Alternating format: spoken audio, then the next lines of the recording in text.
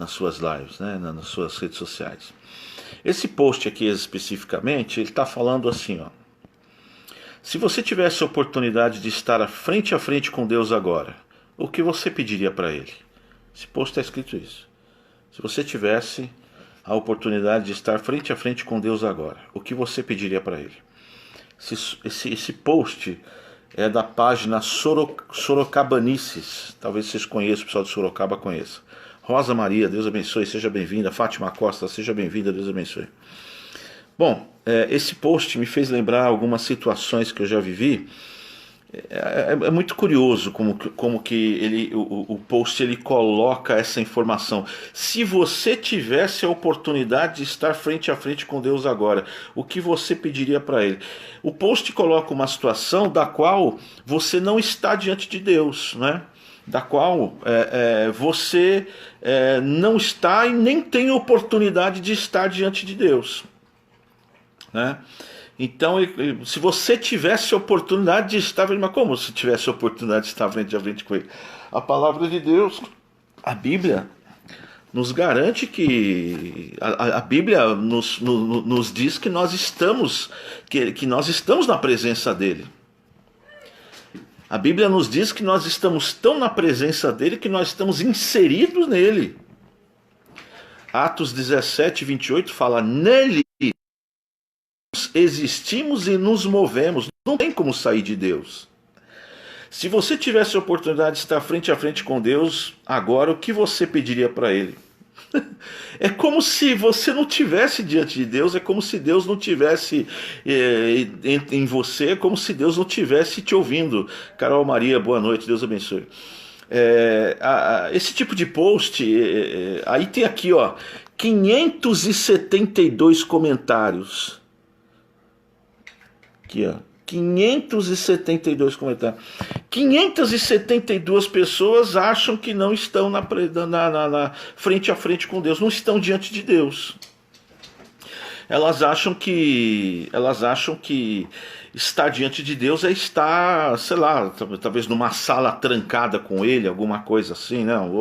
Ou estar diante de uma outra pessoa, né? Entendeu? Então, isso me lembrou de uma história que eu vivi, eu e minha esposa nós vivemos. E essa história, assim, eu conheci uma mulher que ela era pastora, tá? Uma pastora muito forte, uma pastora muito influente. E um dia essa pastora ligou para mim, Pastor Lissandro, Deus abençoe, pastor, é um prazer ter você aqui conosco. Essa pastora ligou para mim dizendo assim, olha, tô te ligando para me despedir, porque eu vou me suicidar agora, né? E é isso. Então tô te ligando para te dar tchau. Foi muito bom conhecer você. Deus abençoe.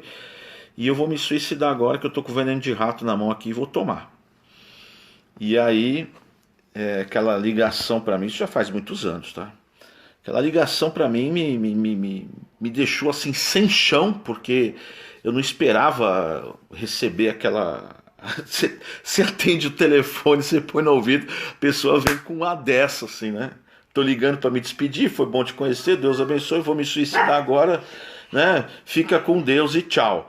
E aí eu peguei e falei assim: faz o seguinte. Espere eu chegar aí na sua casa que eu vou te dar um abraço pessoalmente, tá? Não suicida ainda não. Espere eu chegar aí, tá bom?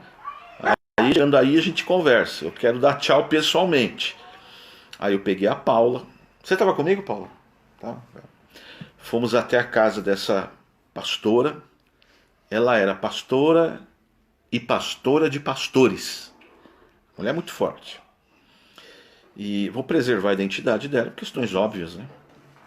Fui lá, cheguei lá. Ela estava na sala, um estado deplorável, muito ansiosa, muito desesperada, angustiada. Angústia, uma depressão, uma coisa horrorosa. Estava com um veneno de rato na mão, segurava na mão forte o veneno de rato, uma bolinha, um bolinho de veneno de rato. E não soltava, e ela estava assim, sabe, meio que, né? E esperou eu chegar. Eu cheguei, E a vi, nem consegui abraçar direito, abracei ela ali, né? Ela encolhida com veneno na mão ali e tal. E comecei a conversar com ela. E perguntei para ela: minha irmã, por que você quer se suicidar? E ela me disse o seguinte: eu quero falar com Deus pessoalmente.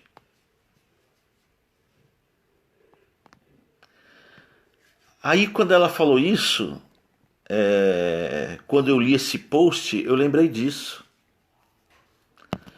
Porque eu disse assim para ela: você quer falar com Deus pessoalmente, e por isso você quer se matar. Então a minha pergunta é: o Deus a que você serve, ele só te ouve depois da morte ou ele te ouve hoje, agora, antes da morte? O Deus a que nós servimos, ele é um Deus que há necessidade de se matar para ter encontro com ele? Ou ele é um Deus que você pode ter um encontro com ele em vida?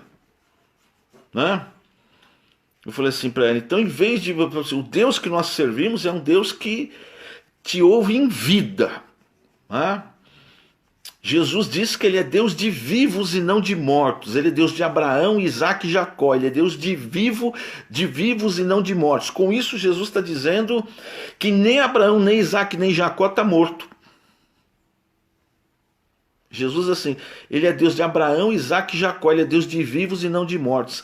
Jesus está dizendo: Abraão, Isaac e Jacó está vivo agora diante de Deus. Eu falei assim: querida, o fato de você querer falar com Deus pessoalmente, nada impede você de falar com Deus pessoalmente agora, em vida. Nada impede. Nada impede. O argumento era: eu quero morrer para eu encontrar com Deus cara a cara, pessoalmente, para falar com Ele. E o que a Bíblia nos garante, o que Jesus nos diz é que Deus é espírito, importa que os verdadeiros adoradores adorem a Deus em espírito e em verdade. E tudo que você fala, tudo que você pensa, Deus está ciente. Então, se você tão somente pensar, Ele já estará ouvindo. Antes de você orar, Ele já sabe a tua oração. Antes de você pedir, Ele já sabe o que você vai pedir. Então, esse post que eu li, ele me remete a isso. Ele me remete a uma fé de religiosidade. Ele me remete a uma fé de pessoas despreparadas de Deus, de evangelho e de fé. Ele me remete a uma fé equivocada. Ele me remete a essa fé da religião. Ele não me remete à fé de Jesus, a fé verdadeira. Se você tivesse oportunidade, quando alguém fala isso para mim, se eu tivesse oportunidade de falar com Deus agora na cara dele, e que eu ia dizer: rapaz, mas Deus está com a cara diante da sua cara agora. Fala o que você tem para falar para Ele. Por que você não fala? Sabe por que você não fala? Porque você não crê. Você simplesmente não crê que Deus te ouve. Porque você é uma pessoa que crê nos teus sentidos. Você crê na visão, no olfato, no gosto e no tato. E na audição. Você não crê no Deus invisível, no Deus que é espírito e que importa que os seus adoradores o adorem em espírito e em verdade. Para você adorar a Deus, você tem que entrar numa construção chamada templo. Se você não entrar naquela construção, se você não entrar naquela cadeira, se você não sentar, não tem adoração. Pois eu te digo que Jonas orou no ventre de um grande peixe e Deus ouviu. E homens oraram em prisões e Deus ouviu. Homens oraram em situações adversas e Deus ouviu. E Deus viu Jeremias ainda sendo informe na barriga da mãe dele, sendo formado, e Deus viu, e Deus já fez promessa para ele lá dentro. Esse é o Deus que eu creio que elegeu a gente antes da fundação do mundo. Deus não está preso a espaço, tempo, Deus não está preso a temporalidade, Deus não está preso a nossa dimensão, Deus não está preso à nossa existência. Existência é característica dos existentes. Para existir, querido, você tem que ser inserido na existência. Deus está fora da existência, Deus não está inserido na existência. Existência é uma característica de quem foi inserido nela. Deus não existe porque ele está fora da existência. A Bíblia diz que ele é, eu sou o que sou. Quando Moisés perguntou assim para Deus, qual é seu nome? Eu vou falar com o faraó em nome de quem? Deus disse assim para Moisés, fala que o eu sou te mandou. Deus está dizendo assim, eu sou aquele que é, aqui não é aquele que foi e nem aquele que há de vir, aquele que é. Deus diz assim, eu sou aquele que é. Ele está fora da existência, ele está fora da nossa realidade, ele é a força criadora da existência e da realidade. Quando você imagina a existência, você tem que pensar em algo maior que a existência. Ele é a resposta da existência. A Bíblia diz que antes que haja luz, eu sou. Antes que haja qualquer coisa, eu sou. Ele é antes da existência. Então ele não existe, porque ele não está inserido num contexto de existência, porque ele é anterior à existência. Tem um filósofo do ano 600 a.C., anos 600 a.C., ele vai pensar na questão do ser. Ele fica pensando o que é o ser, e ele chega à conclusão, esse filósofo chama Parmênides, ele chega à conclusão que o ser, note que Deus fala para Moisés em Êxodo 4, eu sou do verbo ser, tá certo? Eu sou do verbo ser. Deus é o verbo. Jesus é o verbo que encarnou. Ele é o verbo ser. Ele é o haja. Ele é aquilo que traz a existência do nada. Então o Parmênides, pensando no ser, ele chega à conclusão de uma coisa. O ser é aquele que é e que não pode deixar de ser. Eu vou repetir. O ser é aquele que é e não pode deixar de ser. Se o ser deixar de ser, não é ser. Vai pegando aí, querido. Vai com calma aí, tá? Que eu vou dar um pequeno nó aqui agora. Parmênides diz assim, o ser é aquele que é e não pode não ser. E não pode deixar de ser. Ele é e não pode deixar de ser. Se deixar de ser, não é ser. Se deixar de ser, não é ser. O ser pode deixar de ser? Não pode. Se ele deixar de ser, não é ser. E o homem é o quê? O homem é ser humano. Não, o homem não é.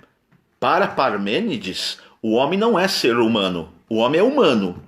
Porque ser não é. Por que ele não é ser? Porque o homem deixa de ser. O homem hoje é, mas daqui 100 anos não é mais. É só caveira, né? Não é carne, não é mais nada, né? Então o homem, ele deixa de ser. Se o homem deixa de ser, ele não é ser. O homem não é ser. Porque ele deixa de ser. E a característica do ser é que ele não pode deixar de ser. Se o ser deixar de ser, não é ser. O homem se arroga ser, mas ele deixa de ser. A cada dia, a cada segundo, ele vai deixando de ser. Então ele não é ser. Paz, irmã Carmen, minha prima, Deus abençoe. Aí você pega as pedras, aliás, os animais. Os animais deixam de ser. Então eles não são, não é ser. Estou te falando que isso é para Parmênides, tá? Tem outras linhas de entendimento. Eu estou trazendo Parmênides à nossa discussão porque Parmênides é pertinente a essa situação toda que a gente está falando. Os animais deixam de ser, então não é ser. O homem deixa de ser, então não é ser. Porque a característica do ser é que o ser não pode deixar de ser. Se o ser deixar de ser, não é ser. Então você pega as pedras não deixam de ser. Não, pedra deixa de ser também. A pedra teve início, a pedra terá fim. A pedra não é eterna, ela deixa de ser pedra, ela se transforma em pó, se transforma em poeira, se transforma em cinza. A pedra está aqui, vem a lava, pega sobre a pedra, transformou em cinza, deixou de ser pedra. Até pedra deixa de ser. Mas o que não deixa de ser? Só tem um que não deixa de ser. Tudo deixa de ser. O universo, os planetas deixam de ser. A ciência já mostrou que a Terra tem 4 bilhões de anos. O Big Bang tem 14 bilhões de anos. Se tem 14 bilhões de anos, é um ser que deixa de ser. Quem é que não deixa de ser? Quem está fora da existência é e não deixa de ser. E Deus vem e se apresenta para Moisés em Êxodo 4. Quem é você? Eu sou o que sou. Eu sou o ser. É por isso que em Atos 17, 28, Paulo fala assim que nós existimos em Deus, porque a gente não tem condição de bancar a nossa própria existência. A gente não tem condição de bancar a nossa própria existência. Ontem eu vi domingo à noite, Maria Verbena, paz querido, Deus abençoe.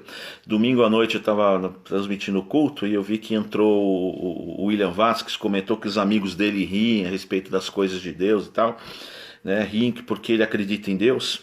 E eu fiquei pensando uma coisa assim, eu já tive situações de amigos que chegam para mim e falam assim, eu não acredito em Deus. E eu digo assim para a pessoa, cara, você não acredita em Deus? Ok. Só não encha meu saco, né? Só vou explicar o porquê. Porque é o seguinte, o problema da pessoa que não acredita em Deus é que ela não tem opção. Ou ela acredita em Deus, ou ela vai acreditar no homem. Acabou. Cara, você não acreditar em Deus te obriga a acreditar no homem. E se você acreditar, aí o problema de acreditar no homem é que homem é homem. Homem, cara, você vai acreditar no homem, velho. É isso mesmo que você está dizendo? Então, assim, quando você olha para a natureza, para a grandeza das coisas, você percebe uma transcendência que a resposta foge do homem. A resposta da natureza, a resposta da criação foge do homem. Quando você reduz a resposta ao homem, você está reduzindo toda a natureza à intelectualidade humana. Aí eu pergunto o seguinte para uma pessoa dessa: você acredita em mim? Acredito. Acredita na minha existência? Acredito. Você acredita na sua existência? Acredito também. Então deixa eu te fazer uma pergunta. A ciência já provou que o nada não produz nada, né? O nada não produz nada.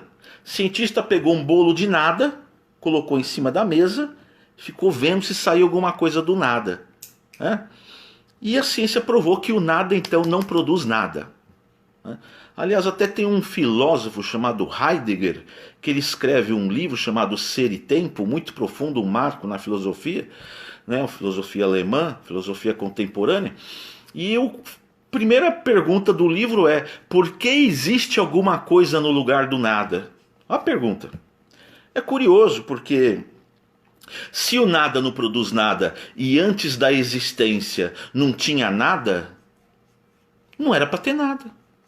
Se antes da existência não tinha nada, não era para ter nada, porque o nada não produz nada. Está provado. Pegou aí ou não? Se antes da existência não existiu nada, queridos, o que nós estamos fazendo aqui? Mas o fato é que alguma coisa aconteceu. Até os grandes filósofos, até os grandes astrofísicos, como Carl Sagan, como Tyson de Neil Grace, eles acreditam que a vida veio de fora da Terra. Eles estão certos, veio mesmo, veio de Deus. A vida veio de Deus. Então, queridos, se a ciência já provou que o nada não produz nada, você está fazendo o que aí? né? Agora, a segunda pergunta que eu tenho para fazer é o seguinte: a sua existência, ela é necessária para a existência do mundo e do universo? A sua existência é necessária para a existência das coisas, da vida, do mundo, do universo ou não? Provavelmente, se você tiver conseguindo entender o que eu estou falando, você vai dizer: não, a minha existência não é necessária para a existência de todas as coisas. Você está certo. Então, se a sua existência não é necessária, você é desnecessário, né? Assim como eu também sou desnecessário. Agora pensa comigo, se o desnecessário que somos nós existimos, você acha que o necessário não existe? Nós vivemos um mundo em que o desnecessário existe, mas o desnecessário só existe por causa de alguém, algo necessário. Existe um necessário que produz coisas, e esse necessário chega em nós, que somos desnecessários. Se o desnecessário existe, quanto mais o necessário? Essa é a questão.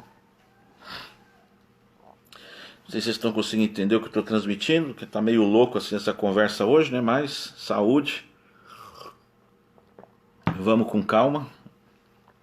Outra questão que eu gosto de colocar para as pessoas. É isso aí. O William Vasco está comentando aí. Deus criou algo do nada. O problema é o seguinte, se seu amigo não acreditar em Deus, cara, não acreditar assim, outra coisa, a Bíblia, vamos falar do Evangelho, são 2000 anos de pensamento cristão. São 2000 anos a ciência tentando derrubar o cristianismo. Até hoje não derrubou. Há 2000 anos todo mundo tenta derrubar o cristianismo com argumento, com coisa, até hoje não derrubou, não refutou. Não refutou. Se levantar um cientista e falar que refutei, Jesus morreu, não ressuscitou, não está ressuscitado, acabou o cristianismo. Ok, então acabou, refutou, tá, mentira. Mas até hoje não refutou. Até hoje não refutou, até hoje está aí, cara. Você tem fé, você alcança, você, sei lá, você muda, você é transformado. Então é uma mensagem muito poderosa. Então, peraí, não é assim. Não é assim. Você acha que tem nó cego no Vaticano? Você acha que o Vaticano, com doutores, teólogos... Eu estou falando do Vaticano para te dar um exemplo de uma instituição poderosa, pujante, que já existe há 2000 anos, que tem um país só deles. Você acha que o pensamento cristão é fraquinho? Você acha que o pensamento cristão é um pensamento capenga, mirrado? Um pensamento que a gente que é pastor fica com medo de quem é ateu? Olha, o cara é ateu. Rapaz, senta aqui, vem falar comigo. Pensamento cristão, querido, não é refutado assim não. Eu não creio, você não crê, então tá bom. E daí que você não crê? Você não crê, mas você está existindo. Você não crê, mas você está inserido na existência. Você não crê, mas você está com uma angústia dentro de você do tamanho do mundo. Você não crê, mas a conta não fecha. Você não crê, mas existem respostas que você não tem e que a Bíblia dá as respostas e que a filosofia não dá a resposta. Você não crê, mas existe uma vontade no mundo. Existe uma vontade no mundo, queridos. Existe uma vontade no mundo. Vou te dar um exemplo que eu estou falando. Você pega, existe uma vontade de vida. Existe uma vontade de vida. Você pega um espermatozoide correndo dentro do útero da fêmea para chegar no óvulo. Para que você quer chegar no óvulo? Para fecundar. Para quê? Para gerar vida. Para quê? Para crescer. Mas por que você tem essa vontade de fecundar, de crescer, de gerar vida? Que vontade é essa que você tem de entrar, de fecundar, de gerar vida?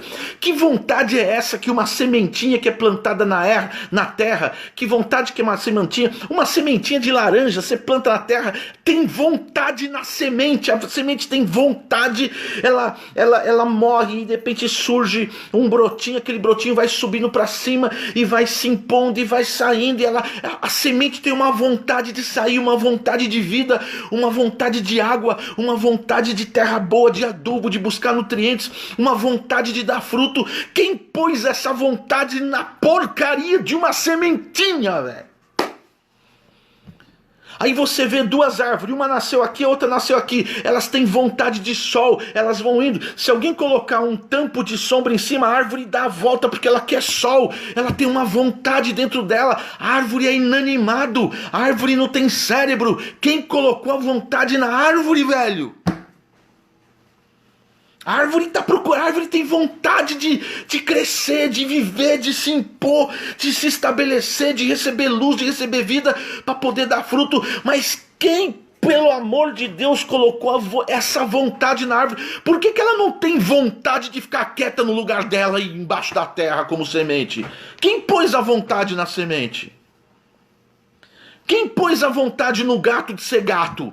Quem pôs a vontade no cachorro de ser cachorro, de brincar e de transmitir vida?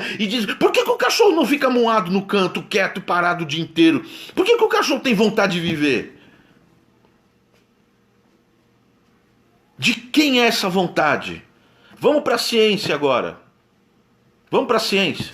Pega lá. A ciência diz que a vida veio da água. A ciência diz que a vida se deu quando desceu um raio sobre a água e tinha ali alguns elementos químicos que estava compondo as primeiras células, os primeiros organismos vivos, a primeira ameba. E de repente a ciência diz que na água, estando na água, as primeiras células de ameba estavam ali na superfície da água, bateu um raio e criou vida na ameba. A ameba ficou viva. E de repente, quando era meio-dia que o sol estava a pino, as amebas iam para o fundo do rio. Mas por que elas iam para o fundo do rio? Iam para o fundo do rio porque se elas ficassem na superfície morria. Por que uma ameba que não tem cérebro vai para o fundo de um rio? Quem botou vontade de viver numa ameba? Não é uma ameba? É uma ameba! É uma ameba, velho! É uma ameba! Mas a porcaria da ameba, velho, ela ela tem poder de decisão entre decidir ficar na superfície do rio e morrer queimada pelo raio solar e ir pro fundo para viver. A ameba opta ir pro fundo. Uma ameba que não tem cérebro, chupa essa manga, velho.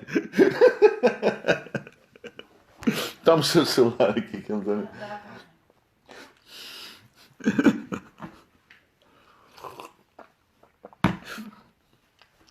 Não tô entendendo o que eu tô falando? Conversa de doido, né? Tô falando isso pra vocês, pra explicar que eu vejo posts assim na internet que parece que são cristãos e parece que querem transmitir amor e parece que querem transmitir vida, mas são posts que na verdade são feitos por incautos e até te afastam de Deus, porque você lê um post daquele. Se você tivesse cara a cara com Deus agora, o que você diria? O que eu tenho para dizer para você é que você está na presença de Deus agora. Se você pecar agora, você peca na presença de Deus agora. Se você falar com ele, você fala diante da presença de Deus agora. Você não tem como fugir da presença de Deus agora. Portanto, igual eu estava falando para você, que aquela amiga minha que queria se matar, queria tomar veneno para morrer. Eu vou tomar veneno para falar cara a cara com Deus. Falei, fale agora em vida. Pode falar agora porque ele está te vendo, porque nós estamos lidando com Deus que está acima de vida, de morte, de tudo. Você morrer não vai adiantar nada. Se você se matar agora, você só vai impedir o plano que Deus tem na sua vida. Isso só prejudica você mesmo. Isso não muda Deus e não muda o ouvir de Deus. Deus está te ouvindo. Se você estiver viva, Deus te ouve. Se você morrer agora, Deus te ouve também. Isso não muda absolutamente nada para Deus, mas muda tudo para você, porque Deus tem algo grande para realizar na sua vida e você está querendo se matar, está querendo morrer aí por bobagem, porque você que é pastora e pastora de pastores, você prega um Deus que você nem conhece esse Deus que você prega. Passou a vida inteira falando de Deus e ensinando para pastores e até hoje não percebeu ainda com quem está lidando. Está lidando com alguém que está fora da existência. Então é isso, queridos. É isso pega o celular da mãe que eu quero pegar outro post para comentar aqui. Tem mais post. É um post que o outro aqui que eu fico vendo aqui, né? Entendeu, queridos? Esse negócio da existência aí meu Deus, é muito power. É muito louco. Eu quero pegar outro post. Tava falando que eu tava pegando alguns posts e vendo na internet. A gente acaba vendo alguns posts que, né?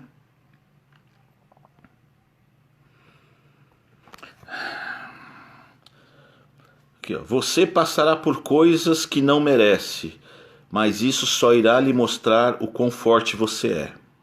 Né? Deixa eu baixar um pouco a luz aqui. Opa. Aqui. Dá pra ver aí? Aqui. Tá escrito. Vou ler de novo. Você passará por coisas que não merece, mas isso só irá lhe mostrar o quão forte você é. Isso aqui parece cristão, né? Não é. Não é. Não existe merecimento na Bíblia. O merecimento que a gente tem a gente merece o inferno. A gente é pecador, a gente merece o juízo de Deus. A gente merece a justiça de Deus. É isso que a gente merece. Então aqui o post está fazendo. O post está te tratando como alguém que é bom. Ai, você é bonzinho, você vai passar por coisa que você não merece. Não! A Bíblia não diz isso. A Bíblia diz que nós somos destituídos da glória de Deus e que nós estamos condenados no pecado e Jesus veio e pela misericórdia nos resgatou. O que nós merecemos é o inferno, nós merecemos a justiça de Deus. Agora, a justiça de Deus ela é manifesta através de Cristo. Quem segura a Cristo, meu irmão, é livre, é justificado da justiça de Deus. Você tem que segurar Cristo, querido, que senão o que você merece... Você passará por coisas que não merece. Merece sim, querido, merece. Tu merece, tu é pecador, tu é homem, tu é falho. Todos nós somos, eu sei como homem é. Homem não presta, velho. Você entendeu? Ser humano não presta, mas a presença de Jesus na vida da gente nos justifica, nos transforma, nos renova, faz a gente alguém novo, e a misericórdia de Deus sobre a nossa vida nos dá uma vida abençoada e boa e tranquila, em paz. A minha paz vos dou, não como o mundo a dá, não é por merecimento, é pela fé, pela misericórdia, tem nada de merecimento. Postzinho inocente, né? Seu cristão até compartilha, ah, que legal, eu não mereço. Cristão, não faça isso, crente em Deus, pelo amor de Deus, não tem nada de cristão. Hã? Outro aqui. Outro cristão aqui. Outro cristão não, outro postzinho aqui que é meio pegadinha também, né? Deixa eu só comentar uma coisa a respeito desse negócio de merecer, não merecer. Eu vi uma história fantástica, né? Eu acho que é daquele arqueólogo que é doutor nas Sagradas Escrituras. Tem um arqueólogo, um irmão nosso aí, moreninho, que ele é doutor, né, em arqueologia e biblicista. O homem é monstro, o homem é fera. E eu vi ele fazer um comentário muito legal. E o comentário é o seguinte, que teve numa determinada cidade tinha um jovem que cometeu um assassinato. Mas um jovem bom, tá? Trabalhador, honesto, é um cara... A cidade inteira gostava demais desse jovem, um jovem íntegro, correto, tudo certinho, tá? Até que chegou o dia que, infelizmente, ele teve uma desavença lá com um cidadão qualquer, foi pra cima do cara e matou o cara. Matou o cara, mas ele tem todo um currículo legal, um currículo bom e tudo mais. E aí foi preso, né? O xerife da cidade prendeu ele, e o xerife da cidade deixou ele enjaulado, lá guardado. A cidade inteira se manifestou para falar pro xerife e para a justiça. Ele foi condenado, né? Ele foi julgado, foi condenado. Sabe qual a condenação? Pena de morte. Foi condenado em pena de morte. Pastor Rodrigo Silva, acho que é isso aí. Pena de morte. E aí a cidade inteira se levantou para poder interceder pelo rapaz. E a cidade se levantou, mandou carta pro prefeito, mandou carta pro governador, mandou carta pro xerife, e gente fazendo piquete na porta da delegacia. Liberta o rapaz, o cara é bom, foi um pico de raiva, ele perdeu a cabeça, ele matou sem querer, e não sei o que, aquela coisa toda, aquela comoção toda, até que a comoção chegou no governador. O governador falou, mas eu vou fazer o quê? Não tenho o que fazer, é a lei, cara, é a lei, ele vai morrer mesmo, não tem jeito, é a lei. Eu vou fazer o seguinte, seguinte, o governador falou o seguinte: eu vou fazer o seguinte, eu vou ver o que eu posso fazer. O governador começou a pensar e ele pensou e falou o seguinte: eu não posso ir na prisão visitar esse rapaz. Eu não posso ir lá e entregar a carta para ele, que se eu mandar entregar a carta, que se eu mandar entregar a carta, não chega lá porque os policiais vão querer cumprir a justiça, querer cumprir a lei, e pela lei ele não pode ser liberado, não pode ser solto, então teria que ir eu lá pessoalmente, mas eu como governador não posso ir lá, porque se eu for lá, eu vou parar a cidade, vai ser um rebuliço. Por que o governador está vindo trazer a carta para um assassino, para um jovem especificamente? Então criou aquele impasse todo na cidade, até que o governador teve uma ideia: eu vou fazer o seguinte, eu vou me disfarçar de pastor, eu vou pôr uma roupa de pastor, de clérigo, gostou do nome? Eu vou pôr uma roupa de clérigo, de pastor, e aí eu vou lá. Paz do Senhor, irmão João Brito, meu primo, Deus abençoe. Eu vou lá. E aí eu vou na prisão e eu vou levar a carta desse jovem no meio da Bíblia. Eu vou colocar a carta no meio da Bíblia, a carta de liberação dele para ele sair da prisão, que é a carta dele, vou pôr no meio da Bíblia. E o governador fez isso, se vestiu de pastor, pegou a Bíblia, pegou a carta que era a libertação do jovem, colocou dentro da Bíblia e foi lá visitar o jovem. Mas o governador disse assim: não diga que é o governo. Falou para as autoridades, falou para todo mundo que estava lá, falou para os policiais: falem para todo mundo que é um simples pastor que está indo lá visitar o rapaz, para não dar fuzuê, para não dar confusão. É só um pastor que está indo lá visitar ele. E aí o governador, não era pastor, é governador, ele se fantasiou de pastor, colocou a cartinha dentro da Bíblia e foi lá no presídio para poder falar com o jovem, para entregar a carta de liberdade, né, para o jovem poder ser livre da prisão, porque teve uma comoção muito grande, porque era um jovem querido. E ele foi chegando na prisão.